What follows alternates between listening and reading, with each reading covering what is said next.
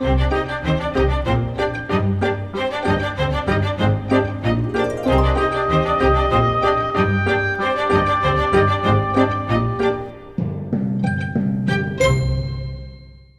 bonjour amis d'Amnéville et de Malancourt.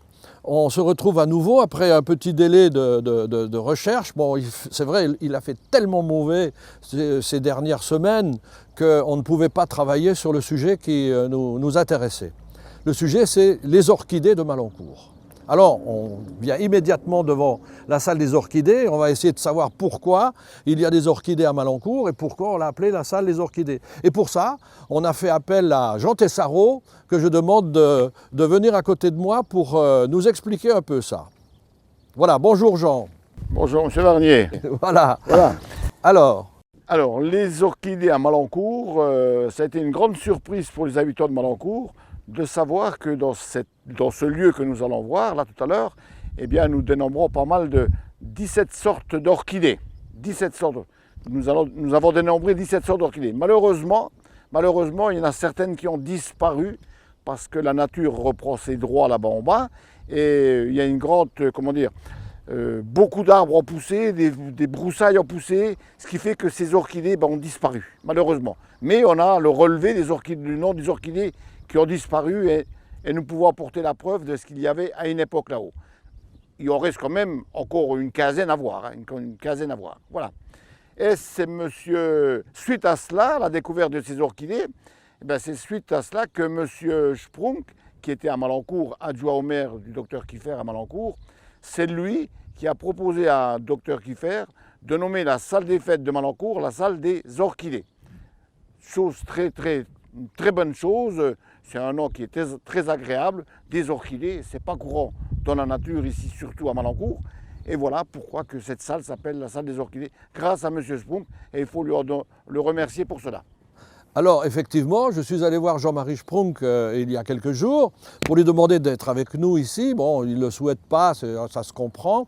Et effectivement, il m'a confirmé que lui était l'adjoint au maire du docteur Kiefer à Malancourt. Et lorsque la construction de cette salle polyvalente a été faite, Jean-Marie Sprunk a fait un petit sondage auprès des gens et il ressort qu'à Amnéville-Malancourt, oui, il ressort que les choses les plus importantes dans l'esprit des gens au niveau de la nature, c'était les orchidées, les fossiles qui se trouvent dans la carrière et d'autres choses encore. Et donc, ils ont choisi d'appeler la salle les orchidées par rapport à ce détail.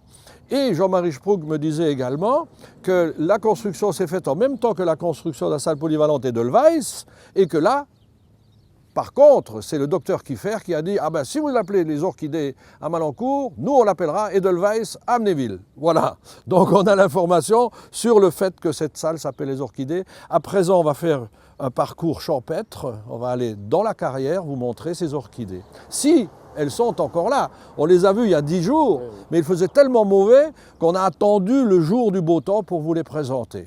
Voilà, à tout de suite.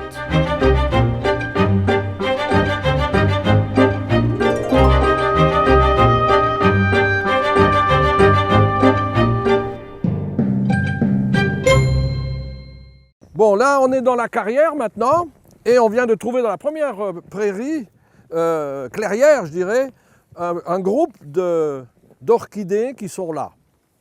Alors, Monsieur Tessaro, c'est quoi? Alors, c'est l'orchis pyramidale, ou en latin, l'Anacamptis pyramidalis. Voilà, le nom latin et le nom français. Voilà. Regardez, lorsqu'on regarde cette fleur, on voit très bien qu'elle a la forme d'une pyramide. Elle est conique. On voit très bien la forme de la... Voilà, on la voit très bien ici. Voilà, regardez comme elle est belle là. Magnifique. Magnifique. Alors c'est celle qu'on va trouver le plus souvent dans la carrière. Celle qu'on va trouver le plus souvent dans la carrière, bien qu'il y en a d'autres espèces. Mais avant d'arriver ici, on s'est arrêté à un endroit où on a découvert la Listera ovata, la listère à grande feuille, je veux dire. Et là, à l'endroit où on s'est arrêté, a disparu 3 espèces d'orchidées. Pourquoi elles ont disparu? Du fait que là, les arbres ont grossi, comme on dit, ont grandi, et c'est une zone d'ombre, et là, il n'y a plus d'orchidées. Voilà, on va aller un peu plus loin.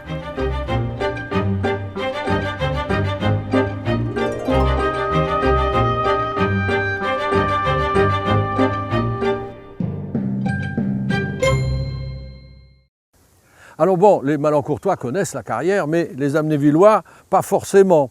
Et donc, il faut savoir que nous ne sommes pas dans la carrière Vaglio. Nous ne sommes pas dans la carrière qui a 2000 ans d'extraction. On est ici dans une carrière qui a été créée bien après, monsieur Tessaro. Et donc, elle servait à quoi, cette carrière? Alors, il faut savoir qu'ici, c'était une immense forêt. Et lorsque August Thyssen, un grand industriel allemand, pourquoi un grand industriel allemand? Il faut savoir qu'ici, 1870-1918, les Prussiens, les Allemands étaient ici dans notre région. Et August Thyssen a commencé à construire l'usine de Hagondange. Et lorsqu'il a commencé à construire l'usine d'Hagondange, il avait besoin de calcaire, notamment du calcaire pour en faire du ciment. Il a prospecté dans notre région un peu partout et il s'est avéré qu'il a découvert ce site ici, après bien sûr des échantillons et ainsi de suite. Il a découvert ce site-là sur une soixantaine d'hectares et il a acheté ce site-là à la commune de Malancourt pour la somme formidable à l'époque de 165 000 marks. Argent qui a été versé au conseil municipal à l'époque, mais qui était, comment dire, pas d'obédience prussienne, mais enfin à l'époque, c'est quand même des Français qui étaient là. Hein. Voilà, 165 000 marks. Et bien sûr, cette carrière que vous voyez là, il y a eu, on peut signaler le tonnage qui est sorti de cette carrière en pierre, je ne vais pas vous le signaler, ça servait justement à la fabrication du ciment, de la cimenterie de Hagondange. Et en 1918, les Allemands ayant perdu la guerre, eh bien, c'est le baron Petier qui a créé l'UCPMI, qui a pris tout le site. Malheureusement, suite à cette fameuse guerre de 14-18, tout l'argent que August Thyssen avait versé dans les caisses de la commune de Malancourt, tout cet argent, August Thyssen l'a repris comme trésor de guerre.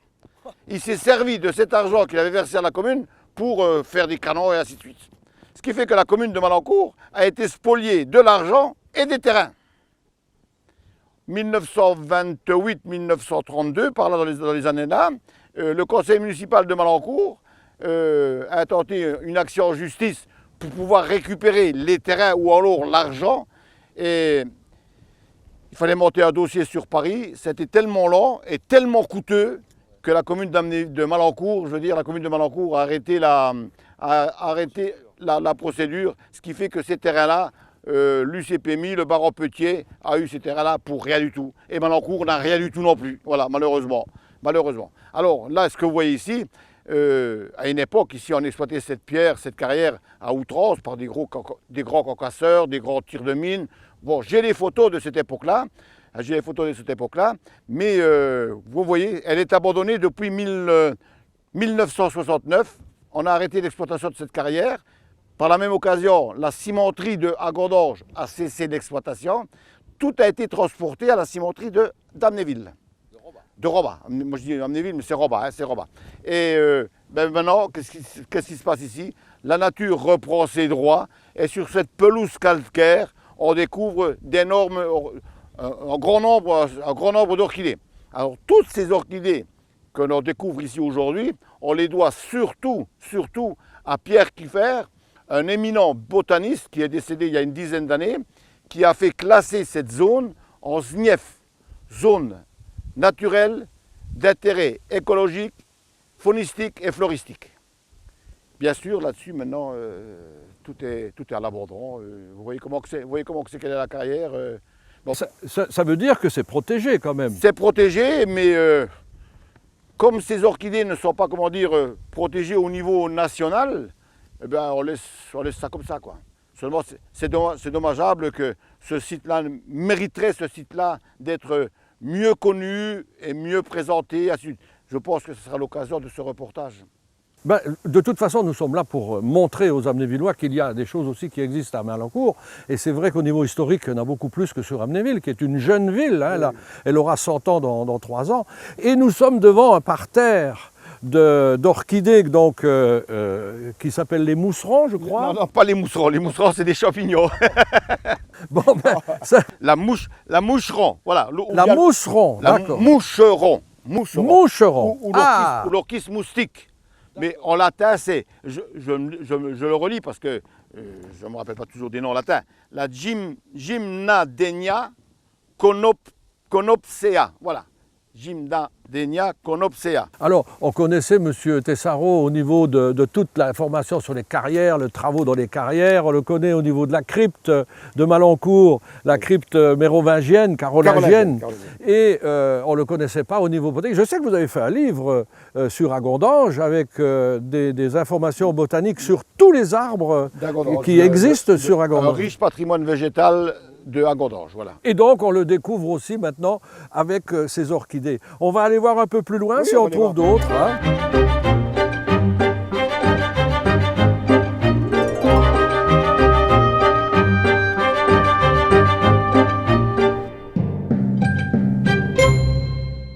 Alors, on est venu il y a une dizaine de jours avec M. Tessaro. On les a vus, il y avait plus que 10 jours. Oh, oui. Oui. On les avait vus en fleurs. Et là, malheureusement, elles sont passées. Elle commence à faner. Alors, expliquez-nous ce que c'est que cette orchidée-là. Alors, l'orchidée-là, je parle toujours en latin, parce que normalement, on doit dire d'abord le terme en latin avant le terme français. C'est Limon imantoglossum hirsinum, ou en français l'orchis bouc. Lorsqu'elle est en fleur là, si vous voulez sentir le goût de cette fleur, eh ben, elle sent mauvais. Voilà pourquoi on l'appelle la bouc. Voilà. Donc on en trouve partout, hein. D'ailleurs regardez ici tout autour de nous, si vous regardez, vous avez énormément, vous avez toute une colonie de boucs qui poussent, hein. Énormément, voilà.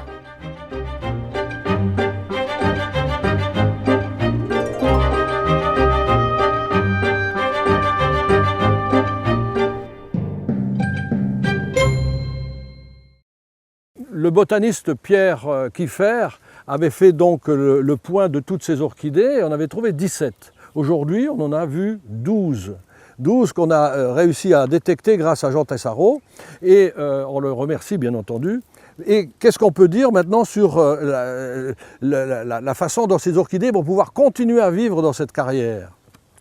Alors, faut souhaiter que la nature ne se développe pas trop. Parce que la nature se développant avec les arbres, tout cela, ça va étouffer toutes ces fleurs. Heureusement qu'il y a des espaces qui sont libres de toute végétation, et c'est là-dedans que les orchidées se développent aisément. Des petites clairières. Des petites clairières, voilà, exactement des petites clairières. Alors, cette carrière appartient à qui aujourd'hui? À la société qui exploite la carrière en entrant de Malancourt, en venant de Rambas. C'est un groupe suisse. Associé avec la phare. D'accord, mais le propriétaire, c'est la commune. Non, la commune l'a vendu, ça.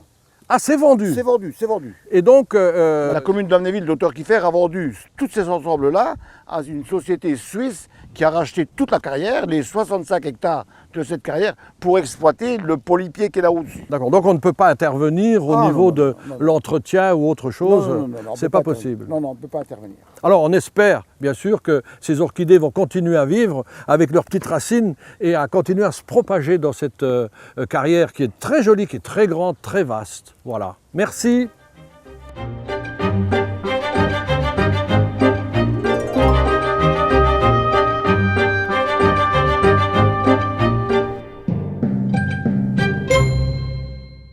Donc à présent notre petit clin d'œil, on va le faire avec Accord des Alpes parce qu'on est à Malancourt-la-Montagne. Et puis il faut se dire aussi que Accord des Alpes c'est un instrument qui se joue à l'extérieur, dans la montagne, et surtout pour avoir des échos.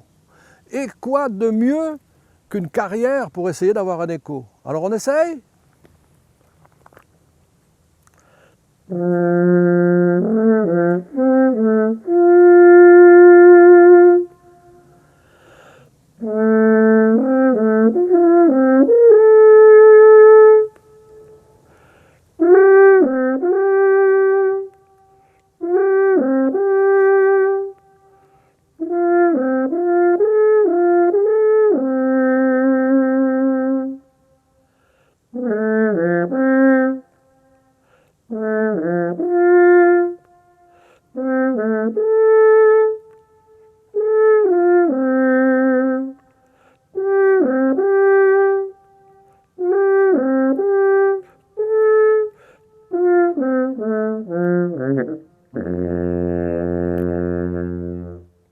On va remercier Monsieur Tessaro, Jean Tessaro, pour tout ce qu'il nous apporte au niveau de patrimoine et mémoire et bien sûr rendez-vous avec vos souvenirs.